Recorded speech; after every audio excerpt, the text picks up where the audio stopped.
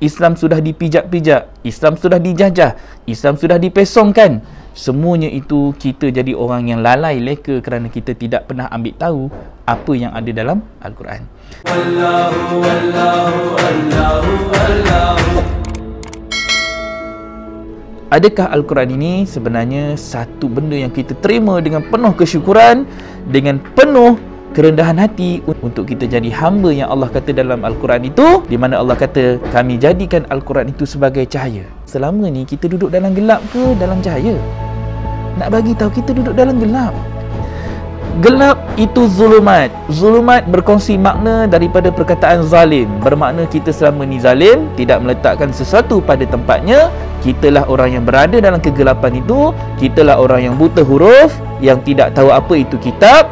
Tetapi bila Allah bagi petunjuk, kita tak nak. Allah nak bagi tongkat kepada orang buta, kita tolak, kita belagak, kita sombong. Allah bagi tongkat tetapi kita buat apa? Kita cuma baca saja itu tongkat tapi kita tak pernah guna, tak pernah tahu apa fungsi tongkat. Itu orang yang buta. Tak bersyukur dengan apa yang Allah berikan. Dan selama itulah kita tidak membaca Al-Quran itu dengan roh. Kita nampak hidup tetapi sebenarnya kita sedang tidur, kita lena, kita dibuai dengan angan-angan, kita dibolak balik ke kiri dan ke kanan. Kita tidak pernah tahu, tak pernah ambil tahu berapa lama dah kita tidur. Hakikat Islam ini sudah lena. Hakikat bagaimana agama ini sudah statik. Agama ini sudah jumud. Agama sudah tidak berkembang.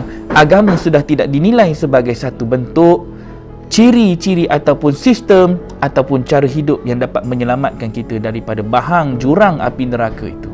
Hari-hari kita melangkah, langkah kita mendekatkan kita kepada neraka. Hari-hari kita melangkah, Al-Quran itu semakin jauh daripada pelaksanaannya. Kita cuma menjadi orang yang langsung tidak tahu apa sebenarnya tujuan hidup dan matlamat kita di atas muka bumi.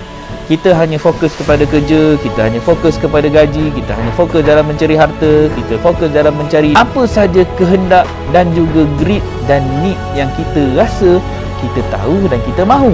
Kita tidak mengikut apa yang Allah mahu.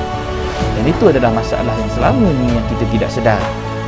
Lena ni kita tu dibuai dengan mimpi, impian hidup kita sendiri, bukan impian yang Allah nak, bukan visi dan misi yang Allah nak tetapkan kepada kita. Kita lalai di situ kerana kita tidak tahu apa yang ada dalam Al-Quran yang nak kita bawa.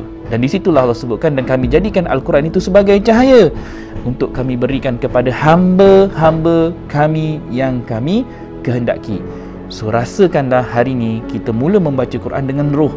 Roh yang akan masuk ke dalam jiwa kita, yang akan membangunkan kita, membangkitkan kita daripada tidur kita yang berapa tahun yang kita tak sedar.